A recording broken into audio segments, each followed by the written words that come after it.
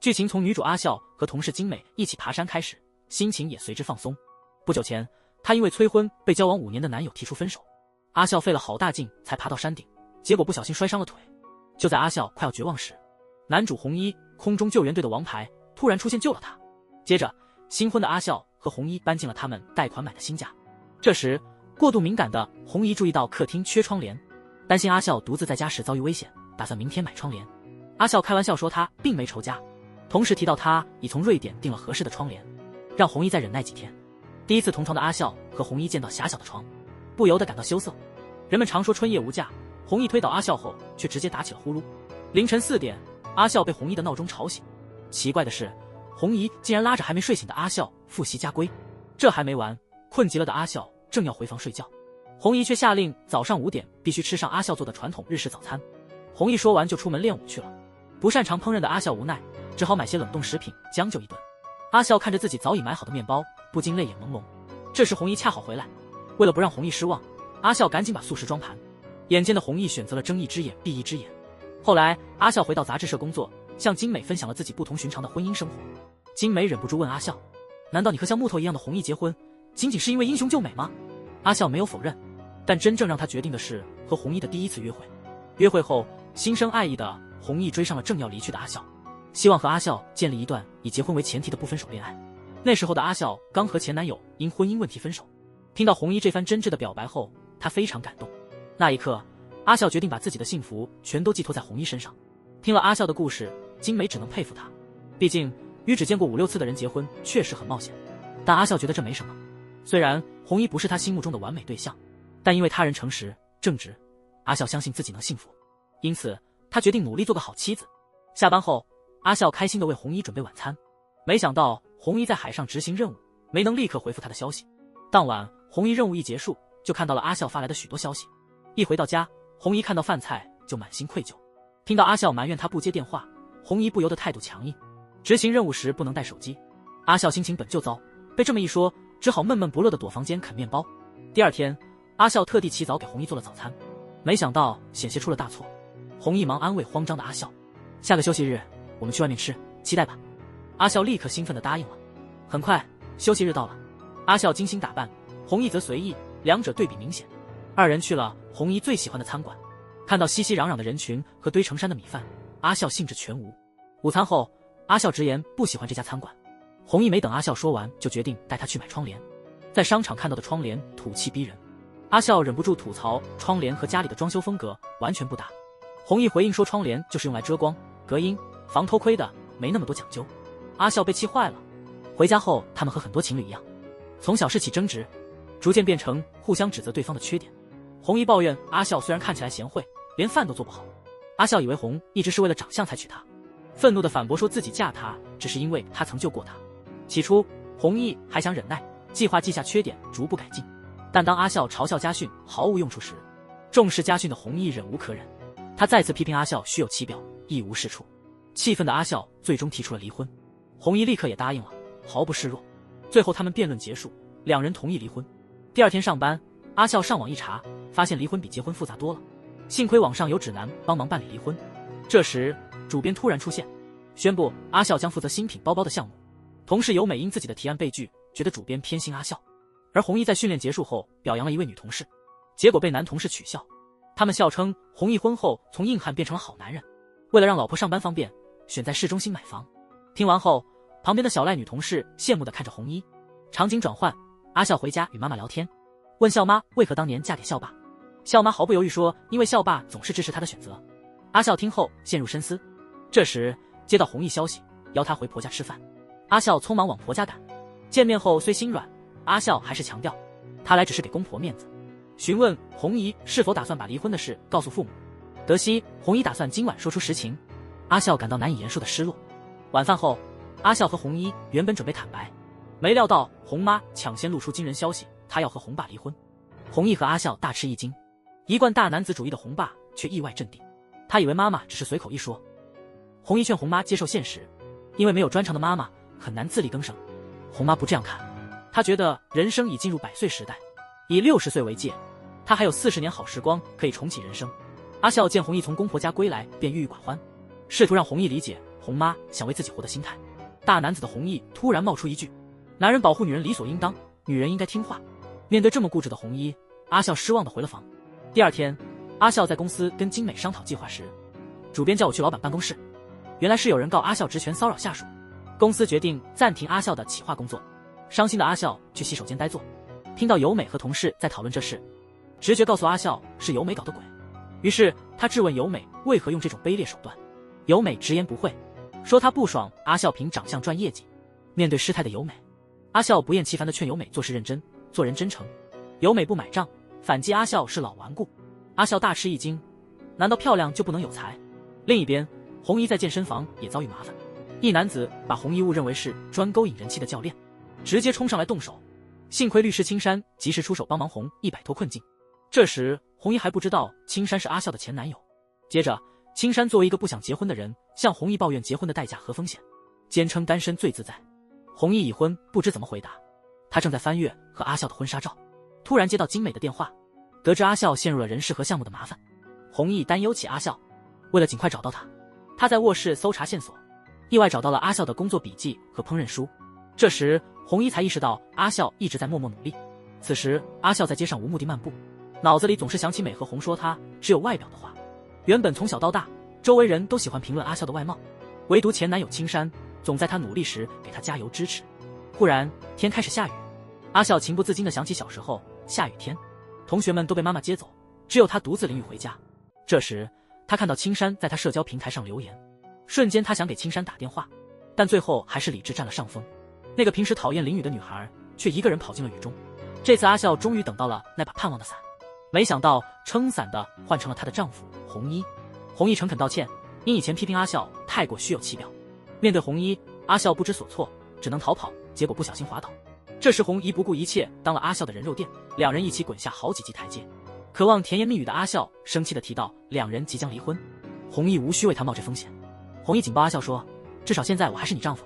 这一刻濒临生死的两人紧紧拥抱。对比这对坎坷的新婚夫妇，长辈们的婚姻也不怎么样。校爸正躲在车里安排下次和某女性见面，校妈貌似发现了校爸的外遇，准备启动离婚程序。红爸看到红妈留下的离婚申请和婚戒时，脸上露出了复杂的表情。红妈则正带着行李开始自己的新生活。红衣和阿笑到家才知道，红妈留下离婚文件和结婚戒指就离家了。想知道原委，红爸不愿多谈，忙着让阿笑泡茶做饭。菜鸟阿笑求助红衣，红衣却像爸爸一样甩手不管。阿笑生气地决定晚餐叫外卖。从父母家回来的阿笑对离婚感到犹豫，他小心翼翼地试探红衣是否考虑离婚。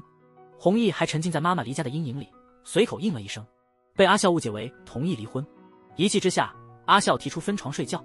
睡前，阿笑听到红衣的呻吟，看着他独自敷药，心里不禁感到心疼，想上前帮忙。今晚红衣因为要一个人静一静，拒绝了邀约。面对红衣那种礼貌却冷淡的态度，阿笑显得无法掩饰失望。次日，阿笑得知金美把他被欺负的事告诉了红衣，阿笑这才知道红衣昨晚突然出现是因为担心他。这时主编急匆匆地找阿笑。著名设计师夫妇邀请了出版社编辑和家人参加派对，他们想在这次派对中挑选已婚编辑来负责专访。主编希望阿笑带着红衣去派对，争取拿到专访的机会。晚上，阿笑邀请红衣下周六一起去参加商务派对。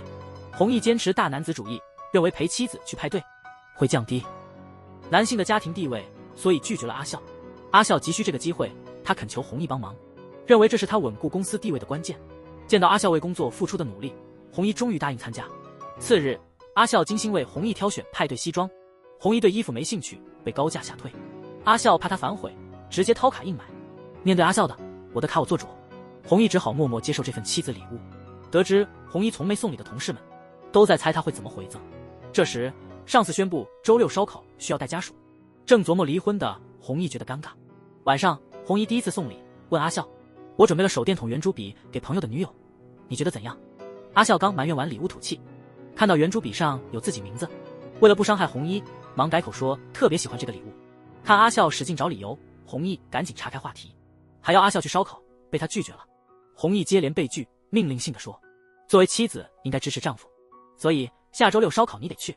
阿笑本来就讨厌被命令，更烦的是红衣没注意到烧烤和派对同一天，他生气地斥责红一言而无信，违反了家规的首条诚实信守，然后气呼呼地回房间了。第二天，阿笑独自在餐厅吃饭时，偶遇前男友青山。青山依旧温和地关心着阿笑的工作和生活情况。青山很感慨地说，他很高兴能再次见到阿笑。听到这话，阿笑只是默默无言。这时，青山发现金美在门外偷听，尴尬地走开了。金美正好经过，误以为他们重燃旧情，问阿笑在搞什么。阿笑解释说，他们只是偶遇，随后伤感地谈论了婚后的生活，言语中流露出些许不满。画面一切换，笑妈故意带走孙女，开始和阿笑姐聊校霸外遇的细节。从对话中得知，这不是校霸第一次偷腥，他们根据校霸带回的马卡龙猜测，他的情人是个年轻女孩。这时，校妈脸上露出一抹奇怪的笑，然后校妈大模大样冲到约会现场，拍到了校霸和年轻女孩的亲密照，作为离婚证据。校霸不但不慌，还对镜头搞怪，看来校霸身上还有不为人知的秘密。红妈离家出走，在温泉旅馆找到了一份包吃包住的工作，同事们没有因为她是社会新人和大龄妇女而冷待她，反而鼓励她大胆尝试新事物，还带她体验了人生第一次打高尔夫。红妈在新环境里过得不错，而红爸却显得很消沉。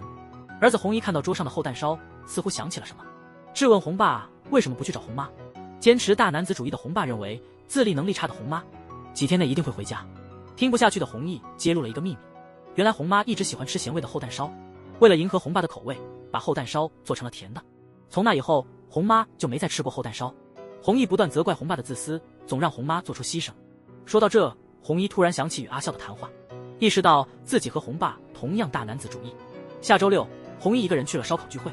暗恋红一的同事小赖得知他与妻子争吵后独自来的，决定抓住机会接近他。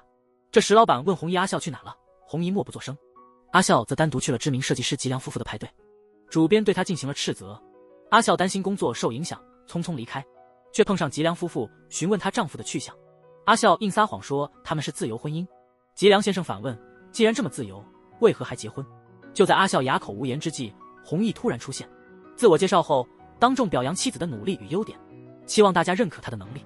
听到这番发自肺腑的话，吉良先生赞扬弘毅是个负责任的好伴侣。阿笑突然向吉良夫妇告别，因为他要去弘毅的烧烤派对。深山中大家都在纳闷弘毅怎么就走了。这时弘毅带着阿笑回来了，阿笑错过聚会了，就主动开始收拾，表示歉意。弘毅问他为何要这么做，阿笑虽然心软，嘴上却应道，我不想欠你人情。收拾时有同事告诉阿笑，不久前弘毅因为没带妻子参加活动被领导狠批，说弘毅连妻子都管不了。但弘毅对领导的话强硬反驳，他觉得夫妻应该互相支持，不必总是让妻子退让。说完后，弘毅急忙去找阿笑。听完这些，阿笑感动了，也想去找弘毅，却被喜欢弘毅的小树诱骗到了树林深处。阿笑不懂求生技巧，被丢在了那里，只好自己回烧烤地点，结果在林中迷路。更坏的是，手机也没电了。紧接着，同事发现阿笑失踪了。这时，一女同事谎称自己去找阿笑。弘毅得知阿笑进了树林后就没回来，直接跑进树林。晚上，阿笑望着满天星星感到绝望。这时，弘一拿着那支不受待见的圆珠笔赶来。弘一见到阿笑，霸气地说，我不允许你离开我。然后弘一英雄救美，背着阿笑一路回家。那一刻，阿笑想确认弘一的真心，他试探地问，我们即将离婚，你为何还护着我？弘一回答说，至少现在我还是你丈夫。听到这话，阿笑一时半会儿哭笑不得。回到家，阿笑向弘一索回那支圆珠笔作为纪念，他们俩的关系迅速升温。这时门铃一响，笑妈满手大包小包出现了，告诉阿笑和弘一他会在这住一阵。在今日故事开始前，先说个题外话，因身体原因，校霸扮演者佐野史郎不再出演，从第4集起由平田满接替，所以校妈并没有再婚哦。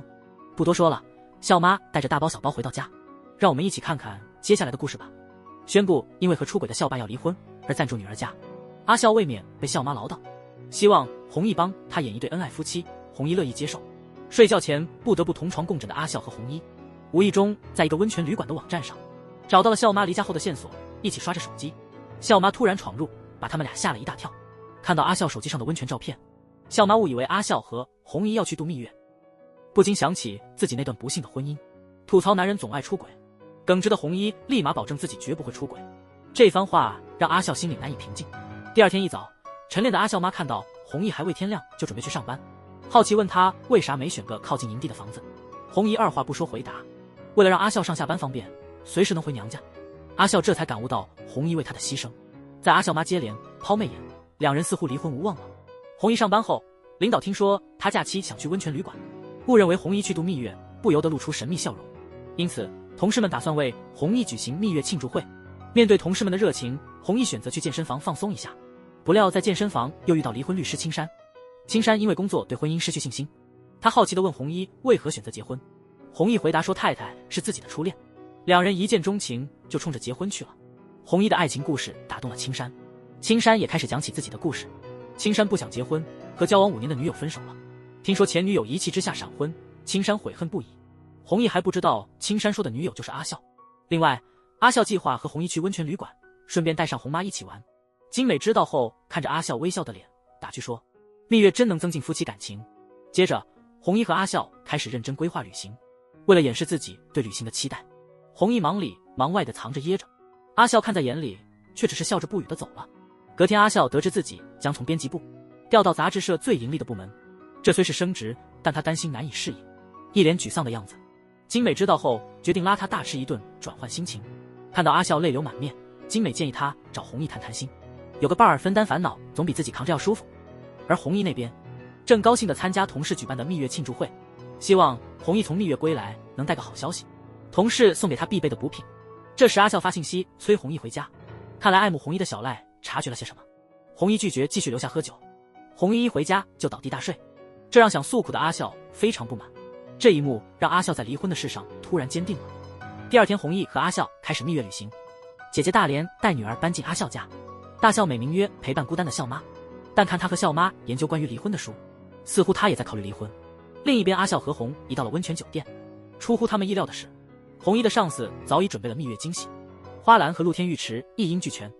阿笑和弘毅尴尬极了。接着，阿笑发现了妈妈，看着自信满满的向外国友人介绍酒店的红妈，阿笑不禁感慨，活力四射的妈妈真美。弘毅不知道该说什么。晚上，阿笑找到了沮丧的弘毅，弘毅不明白妈妈为何这么坚决要离婚，是不是因为家庭生活让妈妈累了不开心？阿笑认为妈妈只是想换种生活方式，由于那时女性难以兼顾家庭和职业，经历过主妇生活后，妈妈也想尝试做个独立的女性。弘毅呆呆地看着努力安慰自己的阿笑，然后说：“我们都得离婚了，为什么突然这么在乎我的感受？”阿笑话题岔开，描述他和弘毅的关系像避雨共处一檐下，因为短暂相聚，彼此得到了治愈。蜜月后，阿笑明白弘毅还挂念红妈，建议弘毅和红妈好好谈谈。红妈非常理解儿子，一开口就坦白，离婚不是因为厌恶红爸，他只是要证明自己能独立生活。因为在过去的岁月里，红妈的幸福增都依赖于作为红爸妻子或弘毅的妈妈的角色，现在他渴望以自己的方式寻找幸福。弘毅虽不太懂红妈的这种思想，但看到她神采飞扬的样子，决定支持妈妈一个人勇敢的生活。现在躲在一边的阿笑和弘毅以及他妈都哭红了眼。弘毅把妈妈的情况告诉了爸爸，希望能得到爸爸的支持。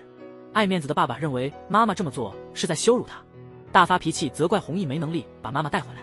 阿笑看不下去了，想帮弘辩解几句，却被弘爸狠狠地骂了一通。回家的路上，阿笑向弘毅解释自己为何会顶撞爸爸，说是因为自己作为妻子无法看着丈夫被别人指责。听到这话，弘紧紧抱住了阿笑。那时阿笑想起离开温泉旅店时，弘妈告诉他，弘之所以选择娶她，是因为第一次见面时就觉得自己选择做救援工作似乎就是为了遇见阿笑。这段回忆过后，阿笑也紧紧回抱了弘，两人心在拥抱时更进一步，然后欢笑着一起回了家。没料到青山竟在家里出现，经笑妈一介绍，弘毅才知道健身房遇见的青山其实是笑妈聘请的离婚律师，还曾是阿笑的旧爱。这窘境下，青山急忙溜走，阿笑怒气冲冲把添乱的笑妈姐姐大笑撵走。这时弘毅冷静提醒阿笑道：“既然前男友是处理离婚的律师，咱们离婚的事可以考虑一下了。”弘毅回到房间，想起青山之前说的话，他的前女友是因为一时冲动才匆忙结婚的，一身哈士奇脾气的笑意生气，但无处发泄，独自盯着手上的婚戒发愣。另一边，阿笑呆呆地回想着和笑意的拥抱，整夜陷入泪水和伤心中，两人都失眠了。第二天，阿笑加入新部门，得知自己要成为目前最火爆的恋爱小说家阿亮的责任编辑。为了和前任编辑交接工作，阿笑一个人去了阿亮的工作室。一进门就看到阿亮在指责前任责任编辑，这让阿笑对未来的职场生涯感到害怕。更夸张的是，阿亮甚至没让阿笑介绍完，就让他去帮忙找稀世珍品。阿笑虽然对阿亮的态度很不爽，但还是出于对工作的敬业精神，硬着头皮答应了。晚上，爱添乱的笑妈突然宣布要在阿笑家开生日派对，还特地邀请了阿笑的前男友青山和其他亲朋好友。阿笑和弘一急忙离开了。回家的路上，阿笑小心试探着红衣的心情，同时也为妈妈邀请青山的事向她道歉。这时，红衣借口忘了东西，独自回到阿笑妈家，借机向阿笑妈打探青山和阿笑的往事。得知二人一直被视为理想情侣，大家都觉得他们没结婚很可惜。红衣开始认真思考和阿笑的婚姻关系。第二天，阿亮知道阿笑迅速找到所有珍宝，对这个颜值能力双全的女孩刮目相看。然后阿亮就主动跟阿笑聊起小说人物的创设，问阿笑如果男人的前女友突然来家里，他应不应该生气。阿笑就借题发挥，把这几天的郁闷全都倾诉出来了。阿亮这位恋爱小说作家直言不讳揭示了真相，认为妻子是因为还爱着丈夫才会心情低落，在不想让丈夫误解和希望丈夫吃醋之间徘徊不定。阿笑边回想阿亮的分析，边考虑自己是否应该主动修复关系来避免离婚，不知不觉中加快了脚步赶回家。但阿笑万没料到，红衣已开始处理离婚事宜。遗憾的阿笑只好跟红衣商量，决定在笑妈生日派对后公布他们准备离婚的消息。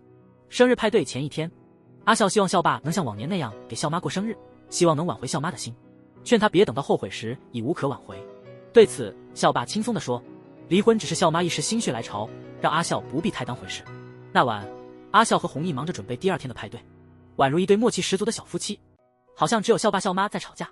生日派对上，暗恋红衣的小赖开始搅局，他先拿出自己做的传统小菜，给不擅长厨艺的阿笑一个警示，然后含沙射影暗示红衣，自诩贤惠，仿佛家里的女主人。青山恰巧看到这一幕，一脸惊讶。趁众人品尝佳肴之际，小赖悄悄闯进了阿笑的房间，阿笑紧随其后。小赖突然吹牛说，不知道你这么好看的花瓶，能不能照顾好每天冒着生命危险的红衣？小赖这种无端的质问让阿笑不知该怎么办。和阿笑一样，红衣也感到不自在。青山因之前说阿笑是一时冲动才结婚的话向红衣道歉，同时也表达了对他俩美好婚姻的羡慕。看到这情况，阿笑立刻关心红衣的感受，知道红衣没吃醋，阿笑既失望又无奈。之后青山直截了当地揭穿了小赖的小把戏，同时身为律师警告小叔要管住自己，别轻易介入别人婚姻。小赖不在乎的说法略管不着人的情欲，青山无言以对。真是不怕贼，偷就怕贼惦记。画面忽然转换，红衣和阿笑终于见到了迟到的校霸，两人决心帮忙缓解校霸和校妈的婚姻危机。没想到校妈竟毫不客气地宣布要和校霸离婚。这一消息一出，所有在场的人都惊呆了。派对后，校霸尴尬地试图镇静，询问校妈的真实看法。校妈严肃地表示，她决心已定，要是存款达到2000万，就和校霸离婚，即使校霸没出轨，离婚也在所难免。得知此事，校霸忍着泪离开了。阿笑不懂，这么多年来，每次校霸说没出轨，校妈都信，为何此次如此果断？校妈没直接回答，只是低声重复，不果断怎能离婚？原本总是淡定应对离婚的校霸，这次却像个孩子似的在街上大哭。阿笑刚想去安慰他，却被自尊心很强的校霸拦住了。之后阿笑就跟红开始聊起离婚这事。如果阿笑和父母都离婚，他就真成了孤家寡人，忍不住泪水汹涌而出。这时红紧紧抱着他，耳边柔声说，我们不离了，我会建立一个温暖的家。阿笑哭得更厉害了，所有委屈一下子爆发出来，一段关于校妈的回忆渐渐铺开。不久前他收到了可能是乳腺癌的体检结果，看来校妈提离婚不仅仅是因为校霸出轨那么简单。上回提到，在校妈的生日派对上，他公开了与校霸离婚的决定，这对阿笑来说是个重大打击。红衣不忍心看阿笑伤心，放弃了和阿笑离婚的想法，两人决定好好相处。此时红衣突收到父亲的电话，得悉长期离家的母亲突然归来，夫妻俩欣喜若狂，赶紧回家。但是红妈回家的原因并非想和父亲重修旧好，而是要告诉他们自己已能独立生活，要求父亲在离婚文件上签字。红衣急忙出面缓和气氛，请求母亲再考虑一晚。第二天凌晨4点，阿笑和红妈被父子俩的吵闹声吵醒。红衣和红爸认真的念家训，妈妈不当自己是爸的妻子，无所谓的跳起广场舞。和早餐都吃不上的红爸相比，妈妈对阿笑和红衣依然很温柔，还耐心教阿笑做菜的诀窍。这时阿笑收到校霸的消息，希望他和红衣回家吃饭。看阿笑帮忙，红衣主动回家照顾校霸。接着红衣发现一个性感的年轻女孩正和校霸一起做饭，两人行为亲密，正经的红衣觉得这不太合适，却被爱霸笑称为守旧。这时阿笑的前男友青山突然来访，给校霸递交了离婚申请。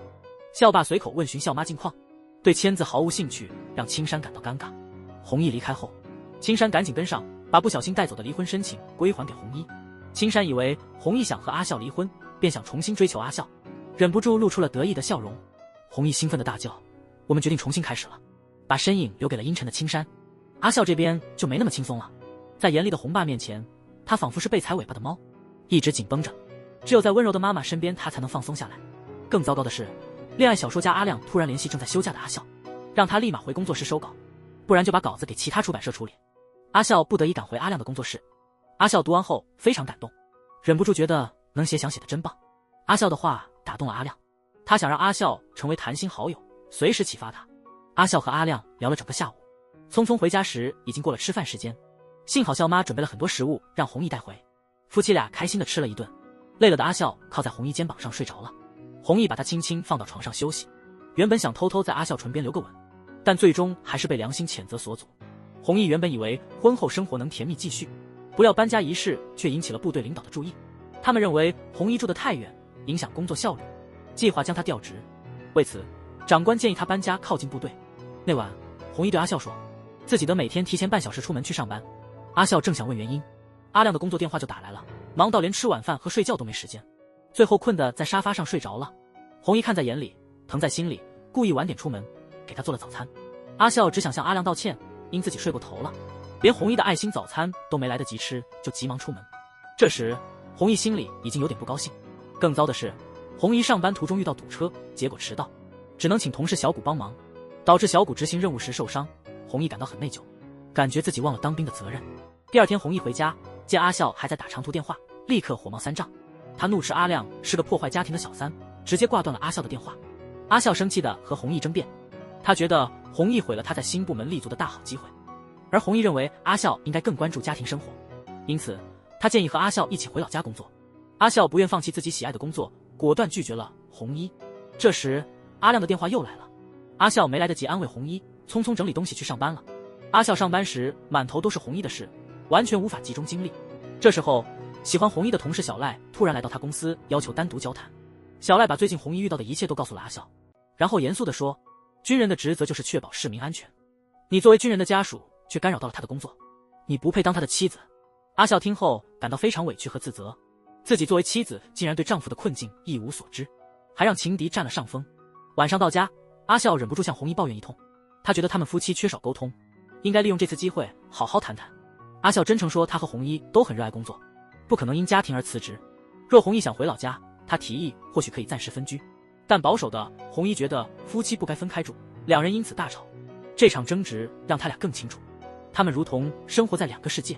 最终弘毅失望地说，或许我们不该在一起，离婚吧。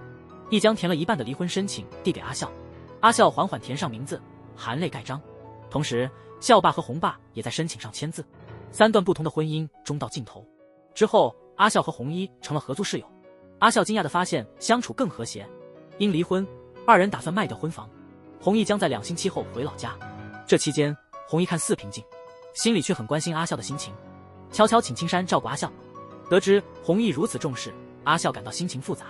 那晚回家，阿笑发现弘毅正记录搬家事项，他瞥见笔记本上的小李奈3字，误以为弘毅出轨，顿时气冲冲。弘毅笨嘴连忙解释，不慎把笑爸的事泄露。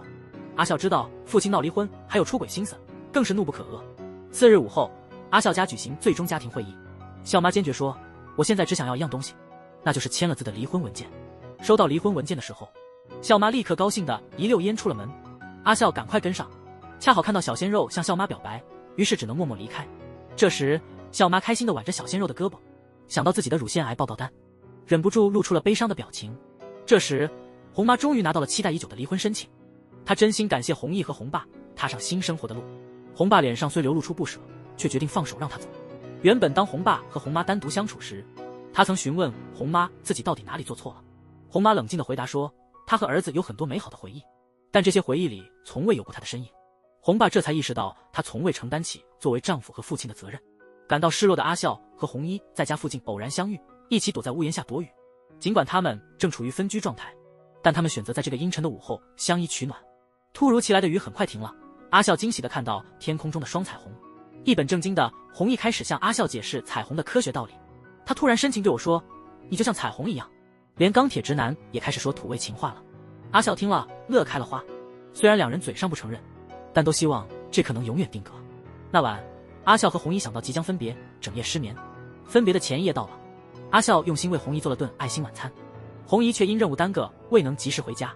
红衣急匆匆回到家中时，发现一个陌生男子悠闲地坐在沙发上，还洋洋得意地介绍自己：“你好，我是阿笑的情夫。”红衣一下子被这超诡异的一幕搞懵了，茫然地站在那儿。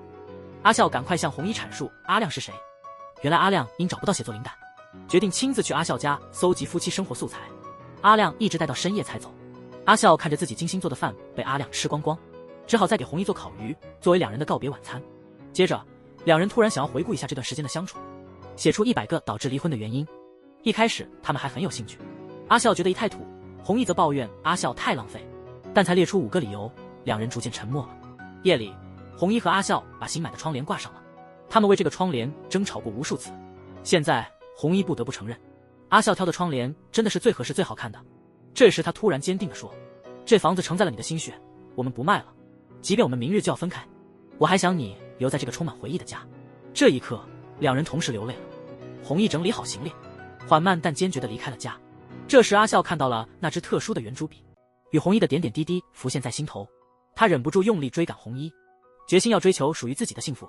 然而辛苦追来的阿笑发现红衣已提交离婚，依依不舍与红衣告别。红衣未能理解阿笑的情绪，留言祝福后消失在夜色中。由于红衣和阿笑都不想为家庭牺牲自己的事业，所以选择了离婚。红衣最后搬回了老家。红爸听说儿子结婚，又诉离气的直哆嗦，急忙拉上红妈一起去阿笑家赔不是。他们穿着整齐西装，郑重其事的下跪，把阿笑家里都吓傻了。尽管双方父母都希望阿笑和红复合，但他们还是决定各自生活。这时候平时话不多的小紫突然说道：“我们简直是离婚家族啊！”这话让所有大人羞愧的低头。谈话结束时，红衣正想跟阿笑倾诉，却见阿笑前男友青山误会他们复合了。醋气冲头的红衣憋住话，装酷的离开了。青山此行是来处理大笑的离婚事宜，他希望离婚时能争取到女儿小紫的抚养权。阿笑感觉自己家人对青山造成了许多麻烦，于是真心的向青山表达了感谢。一直后悔的青山想通过这次机会和阿笑重归于好，但阿笑始终与他保持身心距离。第二天，阿笑在公司公布了离婚的消息，遭到同事的嘲笑。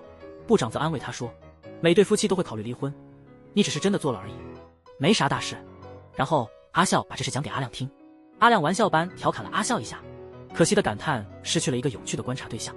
下午，笑妈把阿笑和青山叫来，向他们爆出了一个重磅消息：她被之前的小鲜肉男友给甩了，还被骗走了2000万日元。看着泪眼婆娑的笑妈，阿笑感到非常难过。青山看着阿笑勉强笑着的样子，尽力让他开心。在青山的努力下，阿笑终于露出了这几天来的第一个笑容。另一边，红衣把离婚的事告诉了同事们，还很严肃地把结婚时收的礼金都退回去了。尽管红衣和阿笑已离婚，但他们俩心里始终挂念着彼此，常在手机里输入关怀的话，却不敢发送，只能悄悄删掉。周末时，同事小赖突然带着自己做的饭来探望红衣。红爸发现小赖虽年轻，却是红衣的上司，迅速端出高级日本酒款待他。饭后，小赖与红爸一起下了盘象棋。不难发现，红爸很欣赏这位豪爽又礼貌的女孩。原本以为小赖是来趁虚而入的，没想到他坦诚了自己曾试图挑拨红衣和阿笑的感情，并且认真向红衣道歉。红衣不认为离婚是小赖导致的，非常宽容地原谅了他。几天后，思念对方的阿笑和红衣终于找到了重新沟通的理由，那就是继续完成他们之前决定列出的100条离婚理由。两人聊天软件聊得不亦乐乎，接着直接打电话聊到半夜。寒暄后，红衣终于问出心里话：“你最近还好吗？”得知阿笑最近在帮青山处理家庭问题，红衣吃醋，质问阿笑是不是和青山复合了。意识到自己嫉妒后，失落地挂了电话。画面切换至阿亮看到阿笑在用红衣送的笔，直言不讳地说阿笑还喜欢红衣，这让阿笑心痛，不由自主地沉思。下班后，阿笑去洗衣店拿衣服，意外地看到了红衣的衬衫，把衬衫送回红衣家后，不自觉地走进了他常去的饭店。回忆涌上心头，却已无人陪伴同桌。阿笑眼中泪水满溢。这时，一道熟悉的声音刺入耳里，认为阿笑来这是为了吃炸鸡。紧接着，阿笑得知红衣约了小赖，误以为红衣新恋情起，慌张中找了个借口匆忙离开。遗憾的是，阿笑发现红衣追出来的时候，正打算回头和他和好，却撞见小赖向红衣表白。阿笑极度失望，头也不回地上了回家的电车。红衣拒绝了小赖，拼命想追上阿笑，但还是错过了。晚上，青山等着阿笑，看到他委屈的样子，忍不住把他抱进怀里，深情地提出以结婚为前提重新开始。虽然青山没有要求阿笑马上回答，但这话让阿笑心乱。与此同时，阿亮突然造访弘毅家，咄咄逼人的宣称阿笑将属于他。弘毅面对阿亮的挑衅非常冷静，尽管已经和阿笑离婚，他还是感觉阿亮配不上阿笑。次日下班，青山约弘毅到家里谈话，他严肃地告诉弘毅，自己决定放弃单身主义，要追求阿笑。弘毅没想到一离婚，阿笑的追求者就如雨后春笋般涌现，吓得他茶水都喷了一地。为探查青山是否适合阿笑，弘毅把军营里学的侦查技能用到了极致。当他发现青山是个孝顺又友好的好人，对青山十分满意的弘毅决心把阿笑的未来交给他。与此同时，阿亮已开始积极追求阿笑，他带阿笑到常去的天台享受美景，并分享了自己被父母遗弃的童年故事。阿亮难得严肃地说，我以前不信爱情，但现在我想为你写小说。接着阿亮递给阿笑一支新圆珠笔，让他以后用它工作。阿笑只是迷茫地站在那里。第二天早上，阿笑上班时惊讶地看到弘毅也在。弘毅严肃地让阿亮别再骚扰阿笑，并劝阿笑青山更适合他。阿笑急忙把弘毅拉到阳台，请求他别管自己的私生活，但弘毅觉得自己应帮阿笑找到幸福，坚持他应该再婚。阿笑气呼呼地回家，发现小赖在等他。两人刚进门，小赖就跪下向阿笑道歉，因为之前几次针对他的行为，坦白了对弘毅的喜欢。看到泪流满面的小赖，阿笑一时语塞。晚上，弘毅突然邀阿笑出去吃饭，阿笑急忙来到约定的餐厅，却见到青山。原来弘毅同时约了青山和阿笑，希望这次约会能让他们重燃旧情。用餐时，阿笑对青山狂吐弘毅的霸道和大男子气。这一刻，青山从他的话语里感受到无限的爱意，这才知道他仍深爱着弘毅。阿笑回到家，发现笑妈和妈妈在一起唱歌。意外的，这两位中年离婚女士成了形影不离的知己。接着，剧中的4位离婚女性组成一个离婚同盟，她们聚在一起，开始规划未来，都一致认为离婚之后应该更加积极向前看，寻找真正的幸福。后来，一直很宽容的笑妈突然找阿笑聊天，她希望阿笑能重组家庭，找个合适的人再婚。阿笑明白笑妈是关心他，但仍感到心情低落，因为他的心里一直放不下弘毅。与此同时，弘爸和笑爸也聚在一起喝酒，两个醉得不行的男人还没清醒，埋怨自己的妻子居然轻易就离开了。旁边的弘看不下去，大声责备他们要自我反省，别再把错都归咎于妻子。弘爸和笑爸被晚辈这样说教，顿感羞愧。第二天阿笑上班时，阿亮突然问他为啥不用他送的笔，这让阿笑特别尴尬。然后阿亮提出在他星座完成前，如果阿笑还单身，他们就试着交往。阿笑虽然对阿亮的任性有点不高兴，但为了得到他新作品的连载权，还是选择了让步。经过深思熟虑，阿笑决定找小赖谈一谈。他问小赖是否愿意为了弘毅舍弃自己的梦想。得到了确定的回答后，阿笑认为小赖是能给弘毅幸福的人。他微笑着对小赖说，我们已经离婚了，请你大胆去追求弘毅吧。同时，青山和弘毅在聊天，弘毅真诚地向青山鞠了一个躬，希望他能让阿笑幸福。青山离开后，弘毅重新约了小赖见面，他决心不谈恋爱，坚定地拒绝了小赖的情感。话音刚落，为避免尴尬，弘毅连忙跑开，留小赖独自哭泣。接着，弘毅直奔阿笑家，为之前未经同意就安排他和青山约会向他道歉，并重申青山是最配他的。为让阿笑安心和青山交往，弘毅谎称自己将和小赖开展新恋情。离开后，阿笑追出来告诉他自己决定和青山复合。刚才还在互相祝福的两人情绪高昂，转身时透露出痛苦与不舍。弘毅和阿笑的选择将会不会让两个仍深爱的人愈行愈远？常说爱是成全而非占有，如果是你会为对方幸福隐藏自己的痛苦吗？后来阿笑在家附近撞见了青山，他本想跟青山提复合，话到嘴边却说不出来，最后只留下一句对不起，我不想再结婚了。第二天，阿笑告诉家人，他准备卖掉现在的房子，彻底跟弘毅断了关系。没想到大笑竟然让青山来办理卖房手续，这让阿笑无比尴尬。幸好青山并不计较被拒绝的事，他爽快地说是以朋友的身份来帮忙，让阿笑感觉轻松了许多。应阿笑之请，青山假扮男友帮他和弘毅签订了房产销售合同。弘毅误以为青山要和阿笑同居，感到既开心又失落。办妥房产手续后，阿笑重返工作岗位。阿亮善解人意，从阿笑的表情里看出了端倪，他决心断了情愫。这时阿笑勇敢起来，请阿亮取消那个没男友就得交往的赌注。阿亮明白阿笑还念着弘毅，却不肯承认，两人最终愤怒地分开了。然后阿笑偶遇了以前的主编，主编兴奋地告诉阿笑，他帮阿笑争取到了去巴黎总部培训3年的机会。阿笑以前梦想在总部工作，但现在却迟疑了。另一方面，笑爸从大笑那里了解到，笑妈被个小白脸骗去2000万日元，气愤地决定要为笑妈讨回公道。他找来弘毅帮忙，直奔那小白脸的公寓。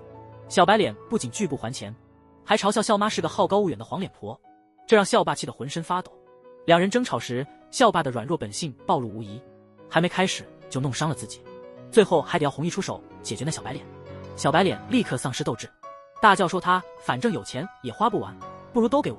校爸和弘毅才知道校妈得了乳腺癌。校爸回家后，当着弘毅和2个女儿的面，质问校妈为何得病，却没告诉家人。校妈悲伤地说自己除了长相一无是处，宁愿在还美丽时平静离世，也不想慢慢变老变丑。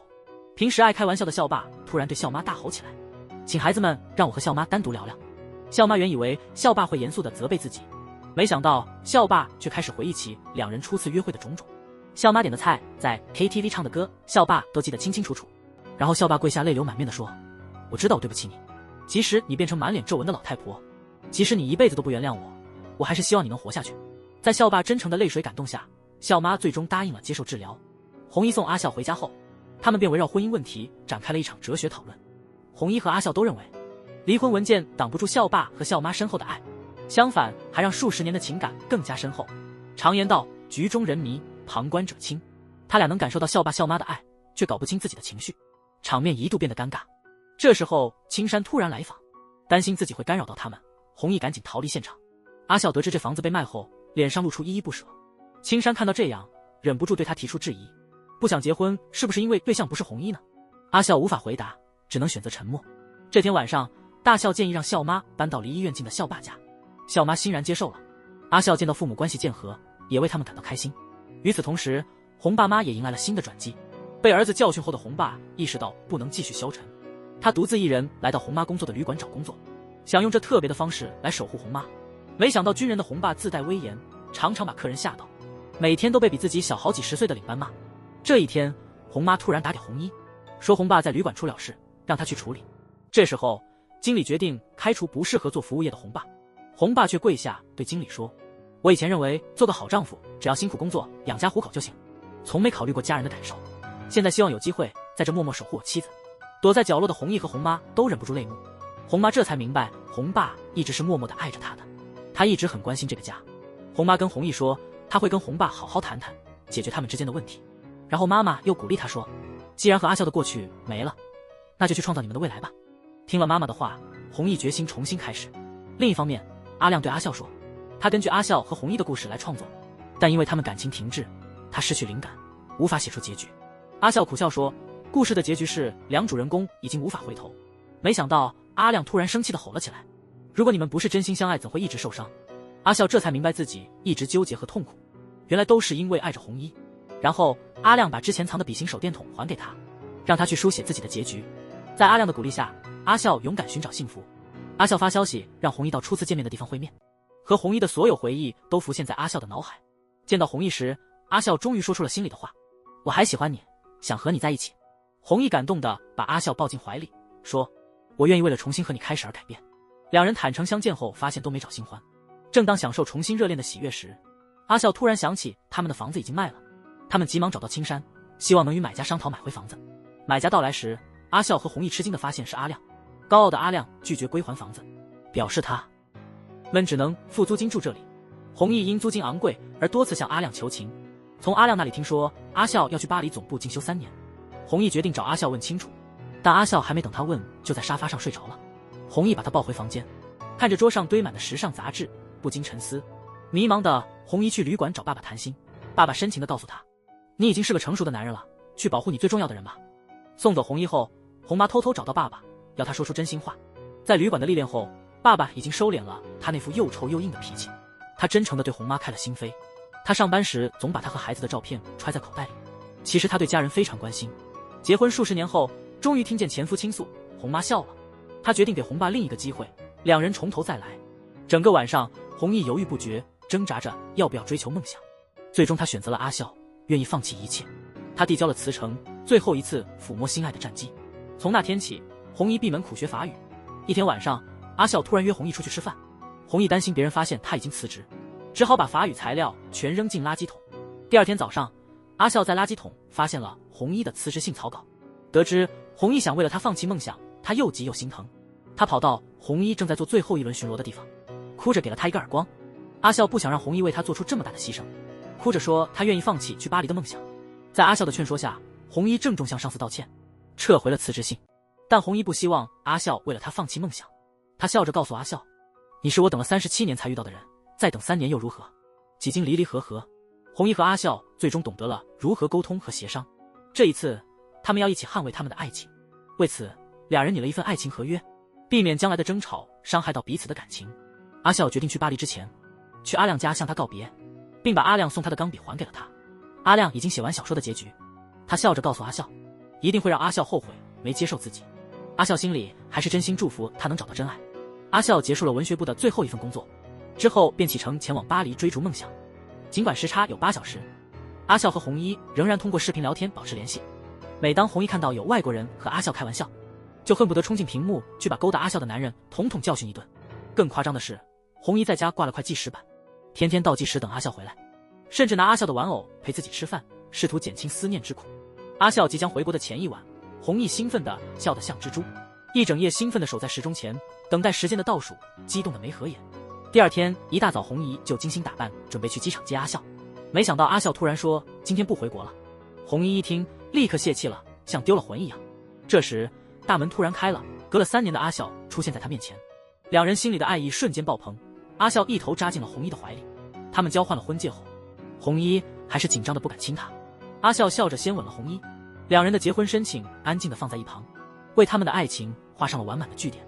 红衣和阿笑之外，另2对分离夫妻也迅速复合，红爸和红妈成了真正的灵魂伴侣，他们共事打高尔夫，甜蜜溢于言表。笑妈和笑爸复同居后，笑爸在女儿面前求婚，笑妈则装作难得，说的从朋友开始。全剧中3对离婚夫妻展开了一幕幕从离婚到重新了解并再爱上对方的甜蜜情节。大家都说，再恩爱的夫妻一辈子会有200次想离婚的念头，50次想掐对方一把的冲动。你有没有曾一刹那想放弃过感情或婚姻呢？欢迎在评论分享你的故事。好了，今天的视频就到此为止。